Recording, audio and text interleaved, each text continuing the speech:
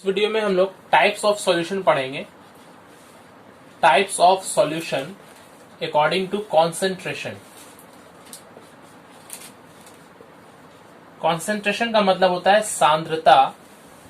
सांद्रता किसे कहते हैं? सांद्रता कहने का मतलब है अगर किसी घोल में घुलित का कुछ परिमाण घुला हुआ है तो उसे ही हम लोग उसकी सांद्रता कह सकते हैं। तो सांद्रता के आधार पर, घुलित का मात्रा के आधार पर हम लोग सॉल्यूशन को पहले हम लोगों ने घुलित के कण के आधार पर किया था, साइज के आधार पर 3 किया था। कौन कौन से थे? ट्रू सॉल्यूशन, कोलोइडल सॉल्यूशन और सस्पेंशन। अब हम लोग वो घुलित कितना परिमाण में घुला हुआ है उस परिमाण के आधार पर सॉल्यूशन को टाइप बता रहे हैं। यहाँ पर जो सॉल्यूशन कहा जा रहा है ये एक तरह से ट्रू सॉल्यूशन ही हम लोग कह रहे हैं। तो इस तरह से देखा जाए तो सॉल्यूशन 3 टाइप के हो सकते हैं। सबसे पहले हम लोग पढ़ेंगे सैचुरेटेड सॉल्यूशन, जिसे हम लोग संतृप्त विलयन या संतृप्त घोल भी कहते हैं। उसके बाद हम लोग पढ़ेंगे अनसैचुरेटेड सॉल्यूशन। अनसैचुरेटेड, सैचुरेटेड का मतलब संतृप्त, तो अनसैचुरेटेड का मतलब हो गया असंतृप्त। और इसके बाद लास्ट में जब पढ़ेंगे तो सुपर सैचुरेटेड सॉल्यूशन, जिसे हम लोग अति संतृप्त सॉल्यूशन या घोल कहेंगे। तो घोल कितने प्रकार के हो गए सांद्रता के आधार पर? घोल 3 प्रकार के हो गए, संतृप्त, असंतृप्त और अति संतृप्त। इसे समझने के लिए बहुत ही अच्छा एग्जाम्पल है। मान लेते हैं आप घर में खाना खा रहे हैं। जब खाना खा रहे हैं तो आपको जितनी भूख है, अगर आप उसे कम खाते हैं तो आपके पेट में खाने की और क्षमता है, तो उस चीज को हम लोग कहेंगे वो असंतृप्त है। असंतृप्त कहने का मतलब, और अगर उसमें खाना खा सकते हैं आप लोग तो उसे हम लोग क्या कहेंगे? असंतृप्त कहेंगे। मतलब जितना खा सकते थे, जितना लिमिट था उस लिमिट से आपने कम खाया है और आपके पास क्षमता है, तो आप अभी भी भूखे हैं, तो इसलिए आपको क्या कह रहे हैं? असंतृप्त कह रहे हैं। लेकिन अगर आपके पास जितना क्षमता है खाना खाने का, अगर आप 5 रोटी खाने की क्षमता रखते हैं तो आपने अगर 5 रोटी खा लिया और उसके बाद और आप खाने का आपको भूख जरा भी नहीं है, मैक्सिमम जो लिमिट था आप पहुंच चुके हैं, तो उससे हम लोग क्या कहेंगे? आपकी भूख खत्म हो गई, यानी कि उससे हम लोग क्या कहेंगे? संतृप्त होना कहेंगे। अब अति संतृप्त क्या है? आप किसी इन्विटेशन में गए हैं तो आप लिमिट से ज्यादा कभी कभी खा लेते हैं, तो उस समय जो होता है जितना आपके पास लिमिट है खाने का, उससे अगर ज्यादा आप खा चुके हैं तो उसे क्या कहेंगे? अति संतृप्त कहेंगे। और फिर क्या होगा? जो आपने खाया है लिमिट से ज्यादा, वो फिर क्या होगा? वोमिटिंग के रूप में कभी कभी बाहर भी आ जाता है। तो यहाँ भी वही केस होने वाला है, अति संतृप्त में भी हम लोग पढ़ेंगे इसमें। तो संतृप्त, असंतृप्त, अति संतृप्त क्या है? अगर किसी घोल में, फॉर एग्जाम्पल चीनी और पानी का घोल ले लेते हैं। अगर एक कंटेनर में 1 लीटर पानी है, उस 1 लीटर पानी में हम लोग 2 चम्मच या फॉर एग्जाम्पल 4 चम्मच चीनी घोला जा सकता है, 4 स्पून चीनी घोला जा सकता है। तो अगर उसमें 4 चम्मच से कम घुला हुआ रहेगा, मान लेते हैं आप लोग 3 चम्मच घोल के रखें, तो उसमें और 1 चम्मच घुलने की क्षमता है, तो उसे हम लोग क्या कहेंगे? असंतृप्त घोल कहेंगे। अगर हम 4 में 4 घोल दिए पूरा, तो उसमें और घुलने की क्षमता नहीं है, तो उसे क्या कहा जाएगा? संतृप्त घोल कहा जाएगा। और अगर 4 से ज्यादा अगर किसी कारण से, किसी तरीके से अगर हम लोग घोल सकते हैं, सक्षम हो सकते हैं, तो उसे हम लोग क्या कहेंगे? अति संतृप्त या सुपर सैचुरेटेड सॉल्यूशन कहेंगे। तो किसी घोल में घुलित की अधिकतम मात्रा घुली हुई हो तो उसे संतृप्त घोल कहा जाता है, और किसी घोल में घुलित की अधिकतम मात्रा से कम मात्रा घुली हुई हो तो उसे हम लोग असंतृप्त कहते हैं। और किसी घोल में घुलित की अधिकतम मात्रा से अधिक मात्रा घुली हुई हो तो उसे हम लोग अति संतृप्त कहते हैं। अब यहाँ बहुत ही एक क्वेश्चन आता है कि आपके पास एक घोल दे दिया गया है, आप उस घोल को कैसे पहचानेंगे? 3 तरह का घोल दिया हुआ है, एक संतृप्त है, एक असंतृप्त है और एक अति संतृप्त है। 3 कंटेनर में 3 घोल दे दिया गया है। आपको पता करना है कि कौन सा संतृप्त है, कौन सा असंतृप्त है और कौन सा अति संतृप्त है। तो चलिए देखते हैं। 3 बर्तन है, मान लेते हैं यहाँ एक है और ये दूसरा बर्तन है और ये तीसरा बर्तन है। तीनों में बराबर है, तीनों देखने से कुछ समझ में नहीं आ रहा है। नाम दे देंगे ए, बी और सी। माना 3 बर्तन है ए, बी और सी, और तीनों में कोई एक घोल दिया हुआ है। यहाँ पर क्या घोल दिया हुआ हमें पता नहीं। फॉर एग्जाम्पल चीनी पानी का घोल दिया हुआ है, तो चीनी पानी का घोल में कौन संतृप्त होगा, कौन असंतृप्त होगा और कौन अति संतृप्त होगा, इससे हम लोग जानना है। तो पहले ये मालूम है कि कौन सा घुलित का है, तो चीनी का है। तो हम लोग क्या करेंगे, हर एक में थोड़ा थोड़ा सा, चुटकी भर या थोड़ा सा एकदम चीनी सब में डालेंगे। पहले ए में हम लोगों ने डाला, ए में डालने के बाद अच्छे से घोलेंगे, और जितना हमने चीनी डाला है उसका थोड़ा सा अंश भी अगर घुल जाता है, थोड़ा सा भी घुल जाता है, तो वो पहले क्या था, असंतृप्त था। तो ए वाला क्या हो गया, असंतृप्त हो गया। बी में क्या होगा, अगर हम लोगों ने चीनी का कण डाला, वो थोड़ा सा भी नहीं घुला, सीधे वो नीचे जाकर बैठ गया, तो उसमें और घुलने की क्षमता नहीं है, तो वो क्या हो जाएगा, संतृप्त हो जाएगा। सी में अब ध्यान दें, हम लोगों ने चीनी का जब टुकड़ा डाला, तो डालने के बाद हम देखेंगे कि वो चीनी जितना हम लोगों ने डाला था वो नीचे जाके बैठ गया, और साथ ही साथ वो जो क्रिस्टल्स, जो चीनी के जो कण हम लोग डाले थे, उसका आकार धीरे धीरे बढ़ने लगा। तब तो समझ जाएंगे कि वो कैसा घोल था, अति संतृप्त घोल था। ठीक है, तो घुलने की क्षमता के आधार पर हम इसे 3 भाग में बांट रहे हैं, और किसे पहचान रहे हैं, वो घुलित को डालकर देख रहे हैं। अगर वो घुलित पहले घुल सकता है, थोड़ा सा भी परिमाण उसका आंशिक रूप से भी अगर घुल सक रहा है, तो वो असंतृप्त घोल होगा। और अगर वो एकदम नहीं घुल रहा है, चुप से नीचे जाकर बैठ जा रहा है, तो वो क्या होगा, संतृप्त होगा। और अगर वो नीचे जाकर बैठ रहा है, साथ ही साथ उसका साइज भी बढ़ रहा है उस कण का, तो वो क्या होगा, अति संतृप्त होगा।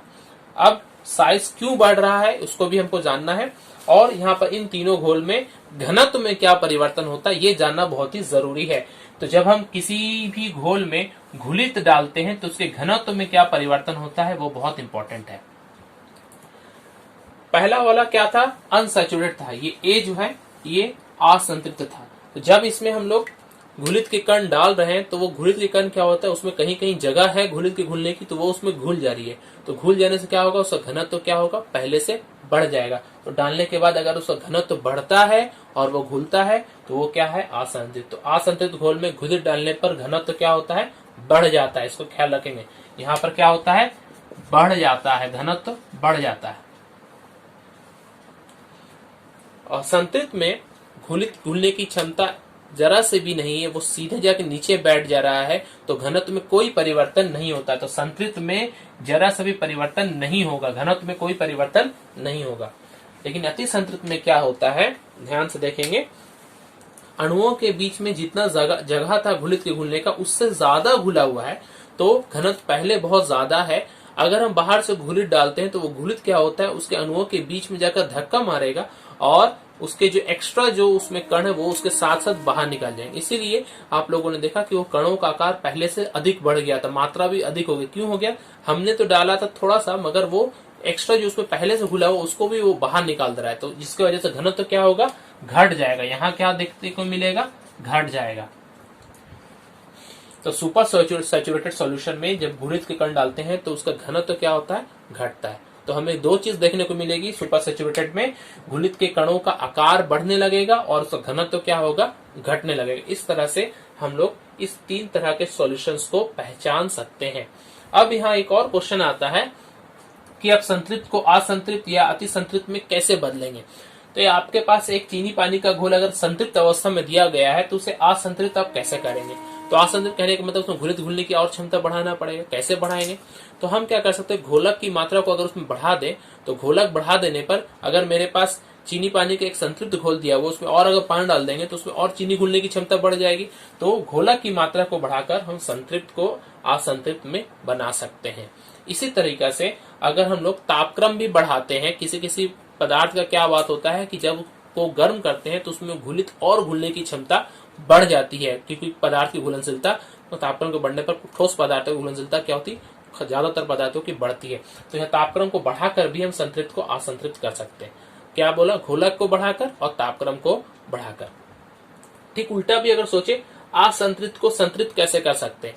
असंतृप्त को संतृप्त करने के लिए भी हम अगर तापक्रम को अगर बढ़ाएंगे, तो यहाँ पर तापक्रम को बढ़ाकर क्या होगा, वो घोलक जो है वो थोड़ा सा वाष्प बन के बाहर निकल जाएगा, घोलक का परिमाण क्या हो जाएगा, कम हो जाएगा। तो जितना घुलित है वो उसी में क्या होगा, घुल संतृप्त बना देगा, कम मात्रा में ही वो क्या होगा, संतृप्त हो जाएगा। तो यहाँ पर भी उल्टा भी अगर कहेंगे, तो तापक्रम बढ़ा के हम उसको संतृप्त कर सकते हैं।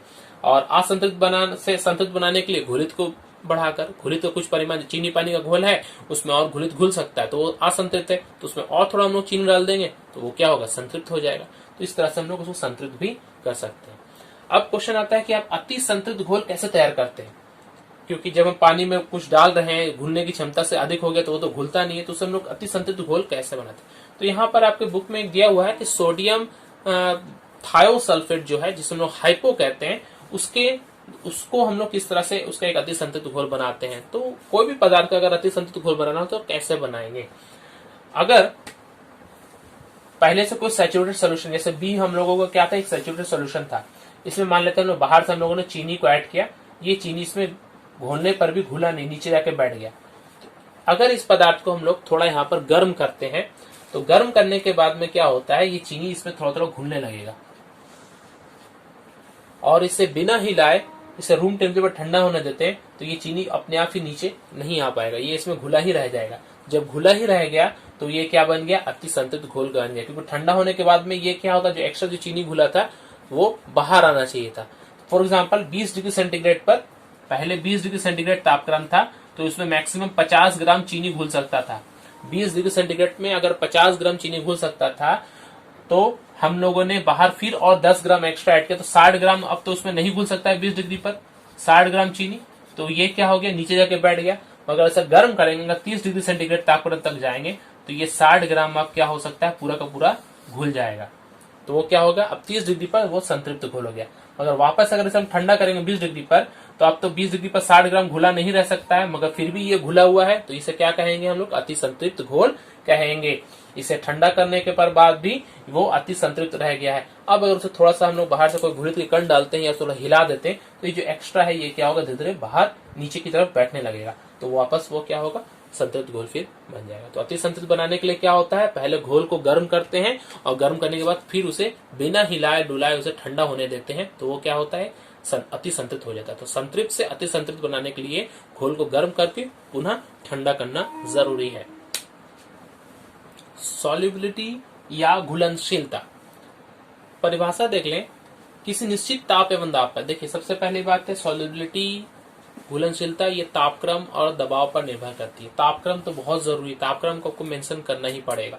तो किसी निश्चित ताप एवं दाब पर घुलित की वह मात्रा, किसकी मात्रा, घुलित की, जो 100 ग्राम घोलक में घुलकर, ध्यान देंगे 100 ग्राम कितना है, घोलक है, घोलक में घुलकर संतृप्त घोल उसी तापक्रम पर संतृप्त घोल उत्पन्न करती है, तो उसे हम लोग क्या कहेंगे, घुलनशीलता कहेंगे।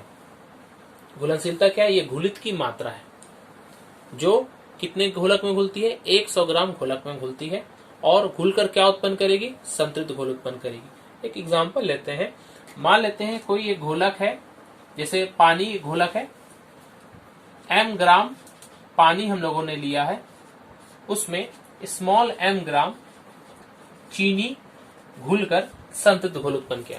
चीनी क्या है, घुलित है, और पानी क्या है, घोलक है। और पानी की मात्रा कितना है, m ग्राम, और उस m ग्राम में छोटा m ग्राम अगर चीनी घोलाते हैं तो वो संतृप्त घोल उस तापक्रम पर उत्पन्न करता है। कितने तापक्रम तक, फॉर एग्जाम्पल 20 डिग्री सेंटीग्रेड तापक्रम है। 20 डिग्री सेंटीग्रेड तापक्रम पर m ग्राम पानी में स्मॉल m ग्राम चीनी मैक्सिमम घुल सकता है, इससे ज्यादा नहीं घुल सकता, और क्या उत्पन्न करता है, संतृप्त घोल उत्पन्न करता है। तो अगर हमसे कहा जाए कि इस चीनी की घुलनशीलता कितनी है तो हम कैसे निकालेंगे। चीनी की घुलनशीलता निकालने के लिए हमें देखना होगा कि 100 ग्राम पानी में कितना चीनी घुल सकता है इस टेम्परेचर पर। तो m ग्राम में अगर छोटा m है तो एक में कितना होगा, small m by capital M, तो 100 में कितना होगा, small m by capital M into 100। तो ये जो हो गया मात्रा, ये किसकी मात्रा है, चीनी की मात्रा, कितना, 100 ग्राम पानी में। तो 100 ग्राम पानी में हम देख रहे हैं जो घुलित की मात्रा है और घोलक की मात्रा है, इससे हम लोग भाग करके 100 से गुना करें तो हमें क्या मिल रही है, चीनी की घुलनशीलता मिल रही है। तो किसी भी पदार्थ की घुलनशीलता का फॉर्मूला क्या हो जाएगा, घुलित की मात्रा बटा घोलक की मात्रा गुना 100। ध्यान देंगे घोलक की मात्रा है, घोल की मात्रा नहीं है। घुलनशीलता की फॉर्मूला क्या हो गई, घुलित, मात्रा नहीं लिख रहे हैं, समझ जाए, घुलित की मात्रा है डिवाइडेड बाई घोलक, ध्यान देंगे घोलक इंटू 100। अब चूंकि यहाँ पर घुलित की मात्रा ग्राम में है और घोला की मात्रा भी ग्राम है, तो ग्राम ग्राम आपस में कट जाता है, तो इसकी कोई इकाई नहीं होती। ये एक इकाई विहीन राशि है। हम लोगों ने पहले चैप्टर में भी 9th क्लास में पढ़ा था, इकाई विहीन राशि को उदाहरण दीजिए, मतलब ऐसा एक क्वांटिटी बताए जिसकी कोई इकाई नहीं होती है, तो वो एक है घुलनशीलता। घुलित की मात्रा बटा घोला की मात्रा इंटू 100, ये फॉर्मूला आप लोग याद रखेंगे। कभी कभी एग्जाम में कंफ्यूज करने के लिए आपको ऐसा बता देगा कि 100 ग्राम घोल में 50 ग्राम चीनी घुला हुआ है और संतृप्त घोल उत्पन्न हुआ है, तो बताइए उसकी घुलनशीलता कितनी होगी। तो आप लोग झट से देखेंगे कि 100 में 50 ग्राम बोला है, तो 50 उसकी घुलनशीलता आप लोग ले देंगे। मगर ध्यान देंगे वो 100 ग्राम पानी नहीं बोला, वो 100 ग्राम पूरा घोल की मात्रा बोली है। तो उसमें आपको पहले घोला की मात्रा निकालनी होगी। तो घोला की मात्रा कैसे निकलती है, घुलित की मात्रा और घोल की मात्रा में से माइनस कर देते हैं घुलित की मात्रा। तो अगर 100 ग्राम टोटल घोल है, 100 ग्राम घोल में घोला कितना होगा, घोलक होगा 100, टोटल में से घुलित की मात्रा जो भी अगर 50 है तो 50 माइनस करेंगे, 30 है तो 30 माइनस करेंगे, तो 50 माइनस करके 50 आ जाएगा। तो यहाँ भी 50, यहाँ भी 50, आपको इस तरह से आपको लिखना पड़ेगा। समझ में? एक क्वेश्चन बहुत एग्जाम में ऐसा क्वेश्चन आता है कि 20 डिग्री सेंटीग्रेड तापक्रम पर साधारण नमक किसे कहते हैं, सोडियम क्लोराइड, जो कि हमारा NaCl है, की घुलनशीलता कितनी है, 36 है। ऐसा एक क्वेश्चन आ गया। 20 डिग्री सेंटीग्रेड तापक्रम पर साधारण नमक की घुलनशीलता कितनी है, 36 है। इससे आप क्या समझते हैं, या इसे आप एक्सप्लेन करें। तो इसे एक्सप्लेन हम लोग कैसे करेंगे, सबसे पहले तापक्रम अब ध्यान दें, 20 डिग्री सेंटीग्रेड है। घुलनशीलता का मतलब क्या होता है, 100 ग्राम घोला, यहाँ पर घोला कुछ नहीं बोला गया, मतलब जल है, तो 100 ग्राम जल में ये नमक घुलेगा और संतृप्त घोल उत्पन्न होगा। तो हम इसे कहेंगे कि इस कथन का तात्पर्य यह है कि 20 डिग्री सेंटीग्रेड तापक्रम पर 100 ग्राम जल में 36 ग्राम, ये जो घुलनशीलता है इसे ही लिखेंगे, 36 ग्राम NaCl घुलकर उसी तापक्रम पर संतृप्त घोल उत्पन्न करती है। अब हम लोग घुलनशीलता पर तापक्रम कैसे प्रभावित करता है, तापक्रम के बढ़ाने पर घुलनशीलता कैसे परिवर्तित होगा, वो हम लोग पढ़ेंगे। सबसे पहला पॉइंट, तापक्रम के बढ़ाने पर घुलनशीलता बढ़ती है। ऐसा कुछ पदार्थ के एग्जाम्पल हम लोगों से पूछा जाएगा। तो सबसे पहले पोटेशियम नाइट्रेट, इस तरह के जितने भी लवण है, नाइट्रेट लवण खास करके, उन सब की घुलनशीलता क्या होती है, तापक्रम के बढ़ाने पर बढ़ती है। मतलब जितना गर्म करते जाएंगे वो पदार्थ और ज्यादा घुलते जाएगा। लेड नाइट्रेट और चीनी तो है ही, इस तरह के जितने भी पदार्थ हैं उन्हें जब हम लोग पानी में डाल के अगर घोल बनाते हैं और उसे गर्म करते जाएंगे तो उसकी घुलनशीलता क्या होगी, बढ़ते जाएगी। तो तापक्रम बढ़ाने पर इनकी घुलनशीलता क्या होती है, बढ़ती है। और इसमें एक और एग्जांपल है सोडियम क्लोराइड, जो कि अभी हम लोगों ने पढ़ा, साधारण नमक। सोडियम क्लोराइड की घुलनशीलता तापक्रम के बढ़ाने पर बहुत कम बढ़ती है। ये याद रखेंगे, बहुत कम बढ़ती, ना के बराबर बढ़ती है, लेकिन बहुत कम। कुछ ऐसे भी पदार्थ हैं जिनकी घुलनशीलता तापक्रम के बढ़ाने पर कुछ दूर तक बढ़ेगी और उसके बाद फिर घटने लगती है। तो इसका सबसे अच्छा एग्जांपल है ग्लोबर सॉल्ट, जिसे हम लोग कहते हैं ग्लोबर सॉल्ट, या फॉर्मूला अगर कहें तो Na2SO4 सोडियम सल्फेट है .10H2O। ये ग्लोबर सॉल्ट का एग्जांपल है। ग्लोबर सॉल्ट जो होता है इसकी घुलनशीलता कुछ तापक्रम तक जाकर बढ़ती है। कितने तापक्रम तक, लगभग 32.4 डिग्री सेंटीग्रेड तापक्रम तक इसकी घुलनशीलता ऐसे बढ़ेगी और उसके बाद फिर ये जल के अणु बाहर निकल जाते हैं और उसके वजह से फिर उसकी घुलनशीलता घटने लगती है। तो ये बहुत एग्जाम में क्वेश्चन आता है कि एक ऐसे पदार्थ का नाम बताएं जिसकी घुलनशीलता पहले बढ़ती है और फिर बाद में घटती है। तो वो एग्जांपल क्या है, ग्लोबर सॉल्ट Na2SO4.10H2O। इसकी घुलनशीलता 32.4 डिग्री सेंटीग्रेड तापक्रम तो बहुत तेजी से बढ़ेगी। बहुत तेजी से कहने का मतलब है वो लगभग 10 गुना के आसपास बढ़ जाती है। उसके बाद फिर वो क्या होती है, धीरे धीरे फिर घटने लगती है तापक्रम बढ़ाने पर। और कुछ एग्जांपल, जितने भी गैस होती हैं जैसे अमोनिया, हाइड्रोजन सल्फाइड, जो जल में घुलनशील है, इनकी घुलनशीलता तापक्रम के बढ़ाने पर घटती है। तापक्रम के बढ़ाने पर इसकी घुलनशीलता क्या होती है, घटती है। कुछ ठोस पदार्थ में जैसे कि चूना जो है, कैल्शियम हाइड्रोक्साइड और कैल्शियम ऑक्साइड, ये जो पदार्थ हैं इनकी तापक्रम के बढ़ाने पर इनकी भी घुलनशीलता घटती है। इसीलिए आप अगर गौर करें तो चूना जो होता है वो ठंडे पानी में अधिक घुलता है। क्यों, जितना तापक्रम कम होगा घुलनशीलता उतना ही अधिक होगी। तो ठंडे पानी में गर्म पानी की अपेक्षा अधिक चूना घुलता है। इसी तरह से गैसें भी जो होती हैं ठंडे पानी में अधिक घुलती है, गर्म पानी में वो कम घुलती है। तो हम लोगों ने 4 पॉइंट में इसको पढ़ा है। कुछ पदार्थ जिनकी घुलनशीलता तापक्रम के बढ़ने पर बढ़ती है, क्या है? पोटेशियम नाइट्रेट है, लेड नाइट्रेट है, चीनी है। ये पदार्थ जो है इनकी घुलनशीलता तापक्रम के बढ़ने पर तापक्रम के साथ साथ बढ़ेंगी। अब कुछ ऐसे भी पदार्थ है जिसका बहुत कम बढ़ता है, जैसे कि साधारण नमक। सोडियम क्लोराइड एक ऐसा पदार्थ है जिसका तापक्रम के बढ़ने पर इसकी घुलनशीलता बहुत कम बढ़ती है। और एक ऐसा भी पदार्थ है global salt, sodium bisulphate Na2SO4 10H2O।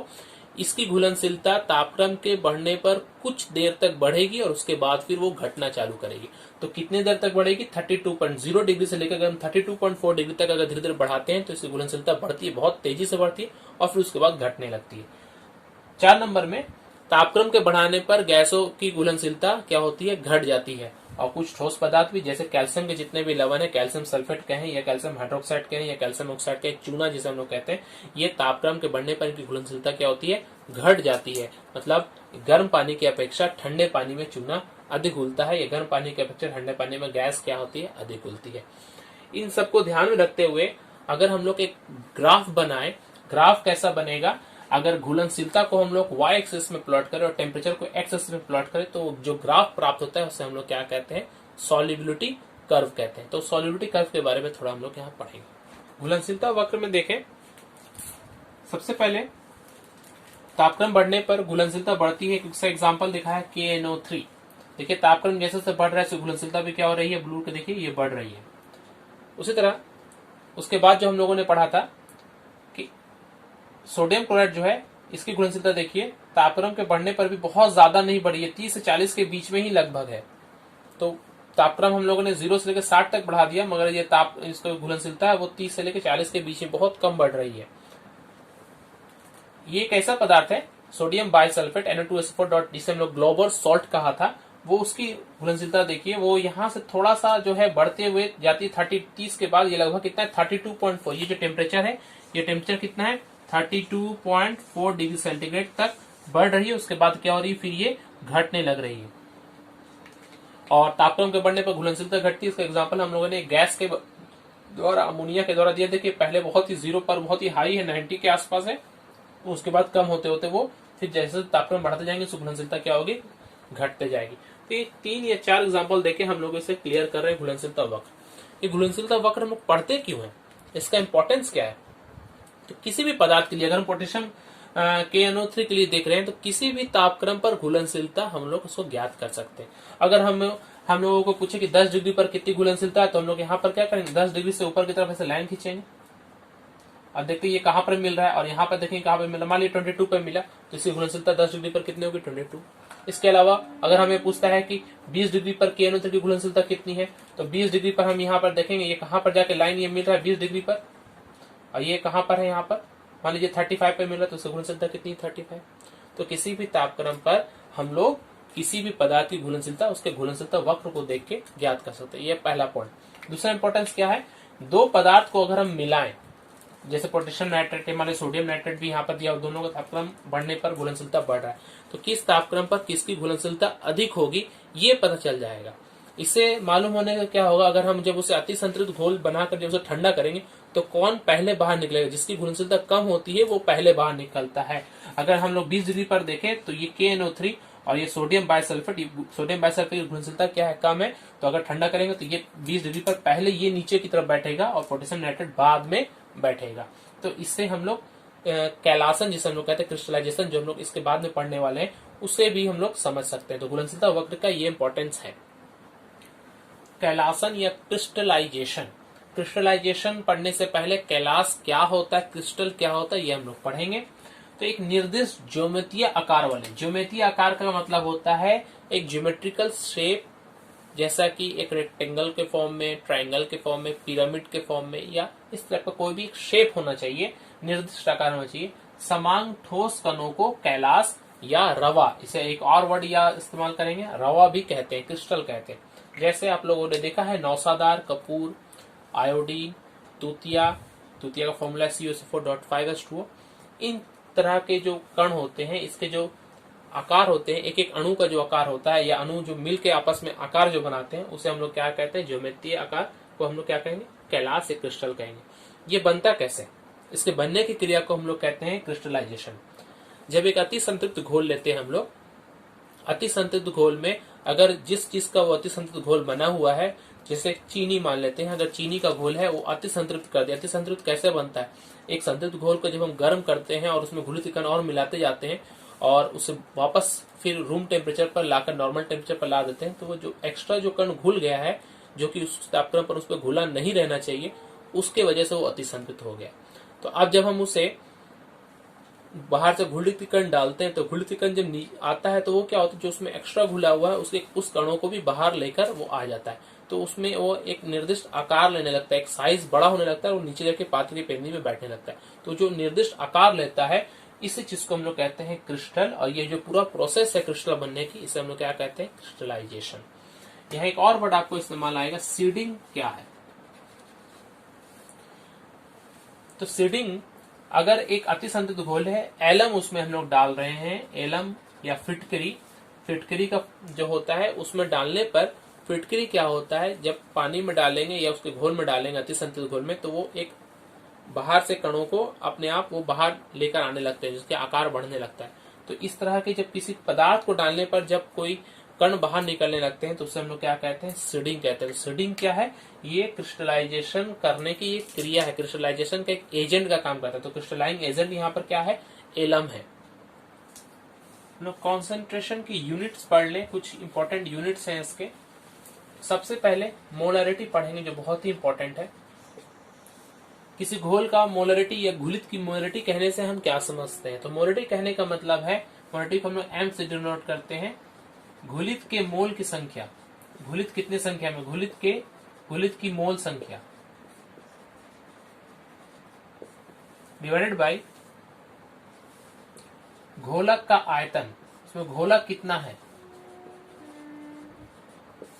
घुलित की मोल संख्या बटा घोलक का आयतन लीटर में, मगर किसमें, लीटर में।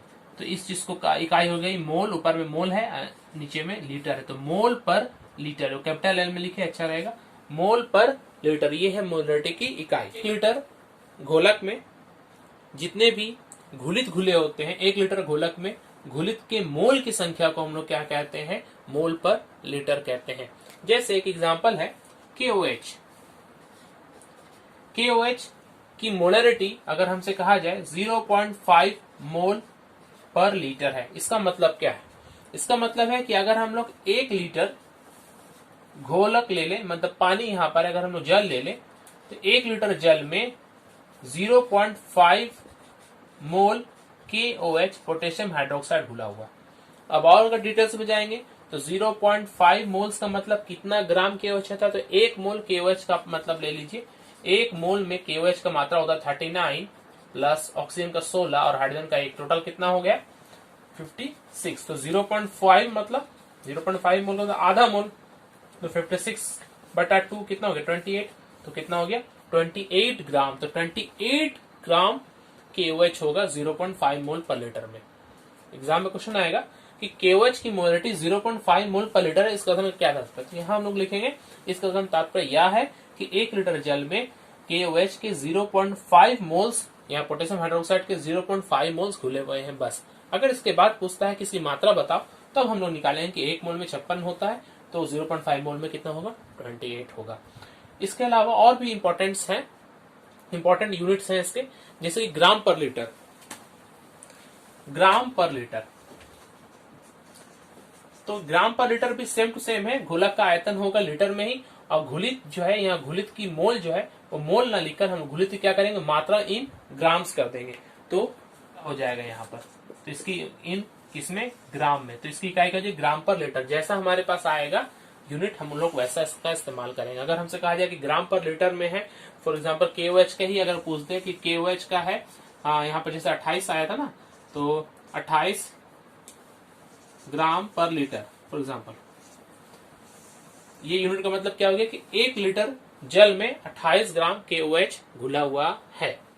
क्वेश्चन देख ले, किसी घोलक के 250 ml में एक पदार्थ का 0.5 मोल घुला हुआ है, कौन सा पदार्थ नहीं पता है, इस घोल की मोलरता कितनी है। तो मोलरता की फॉर्मूला पहले देखेंगे, मोलरता मतलब M इक्वल टू घुलित के मोल, या सिंपली अगर हम लोग मोल लिखे तो कोई प्रॉब्लम नहीं है, घुलित के मोल बटा घोलक का आयतन किसमें, लीटर में। तो यहाँ पर लीटर अगर हम लोग ऐसा शॉर्ट में लिखते हैं तो ये होता है।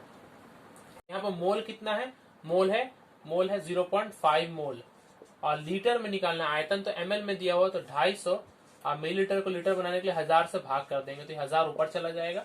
0.5 इंटू 1000 डिवाइडेड बाई 250। अब कैलकुलेशन कर ले, उधर 500 नीचे में 250, मतलब फाइनल कितना हो गया 2, तो इसका यूनिट हो गई 2 मोल पर लीटर। तो उस पदार्थ की घोल की मोलार्ता कितनी है, 2 मोल पर लीटर। Thank you.